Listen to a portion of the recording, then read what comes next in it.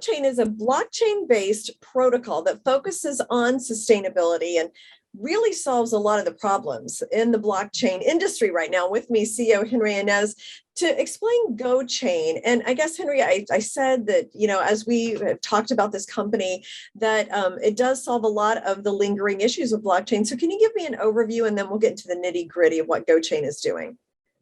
Yeah, sounds good, Jane. And it's great to be here with you again as well. So so just GoChain was basically founded, this was late 2017, early 2018, to really focus on tackling the blockchain scalability problem and really to drive enterprise adoption. And really important and core to our ethos is also leveraging technology for social impact and good. And so we really worked hard to accomplish that really over the past few years. And where the protocol is today, we're about 1,300 transactions per second. We're about a penny per transaction, so it's almost near frictionless in terms of cost. And we're a very, very green protocol. And the way we're able to do that is that we have a novel consensus framework, basically called proof of reputation. And what that really means is that we work with a maximum of 50 organizations around the world. These highly reputable organizations stake their reputation to basically work as the governance framework for the GoChain blockchain. So they essentially process the blocks on our blockchain. And these organizations are Fortune 500 companies, NGOs, leading universities. These organizations believe in blockchain and specifically our protocol, and they certainly have high reputation and wouldn't do anything to collude or be bad actors on the protocol. And this is really important when you're focused on driving adoption of a blockchain protocol, especially for enterprises. Absolutely. I mean, those gas fees can really be a deterrent to the friction and making transactions and things like that. So the fact that you're able to lower those is going to be key. And we talked about sustainability too. So how does that fit into the whole ecosystem? Yeah, absolutely. So, I think right now, if you look at any application that's running on blockchains in general, the fees, the gas fees, these transaction fees, they really are making it very difficult to use blockchain. And this is critically important, especially if you're an enterprise and you're trying to operate at scale. And so if you're an enterprise and you've got a mission that's really focused on sustainability and ESG, you really need to make sure that the protocol that you're using is in alignment with your mission and your ethos, especially if you're focused on sustainability. So that's really where I think GoChain shines, is because we have such a scalable protocol, and we can really enable companies, organizations to operate at scale with a blockchain solution. And again, it's very much in alignment with any organization today that's trying to drive and advance sustainability. Mm-hmm. And one of the key applications is something called chain parency, right? So explain. That's right. Mm-hmm. Yeah, absolutely. So basically, we have the GoChain, the foundation, and the protocol. And in recent years, we've been incubating various applications and services. One of these organizations that is really working on a standalone basis now is called Chain Parency. And Chain Parency is essentially focused on transparent, ethical supply chains and advancing sustainability. And that's through its modular turnkey solution called GoTrace.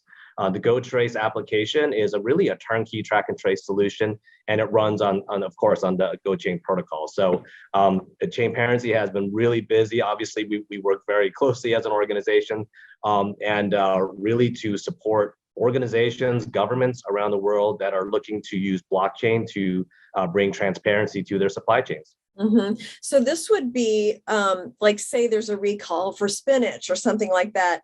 You could use this to almost instantaneously figure out what farm that came from, what was the whole supply chain.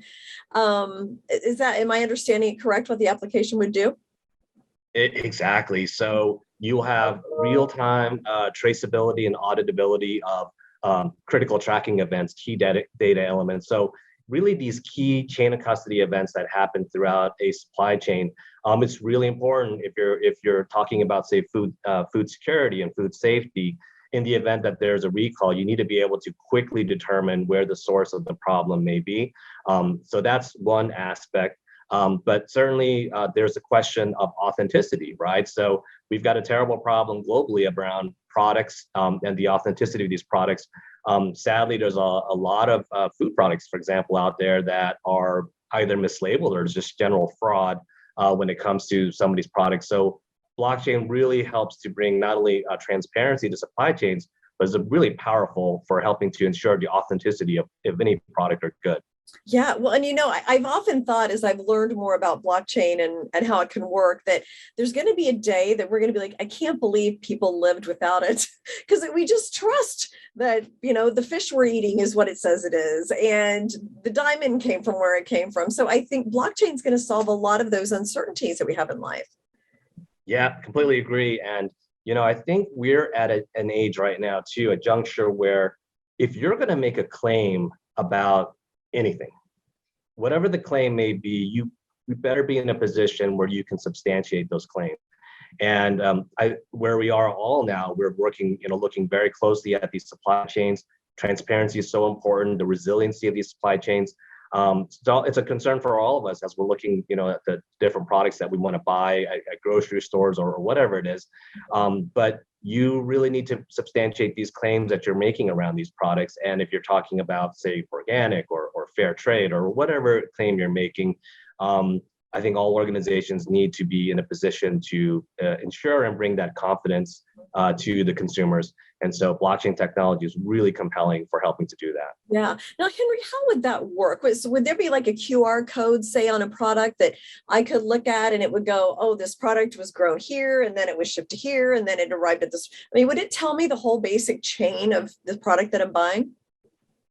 Yeah, so for any product at the most basic level, let's say you're using a QR code or a barcode, and that's exactly right. So as it goes through the value chain, the products, there will be a chain of custody of events.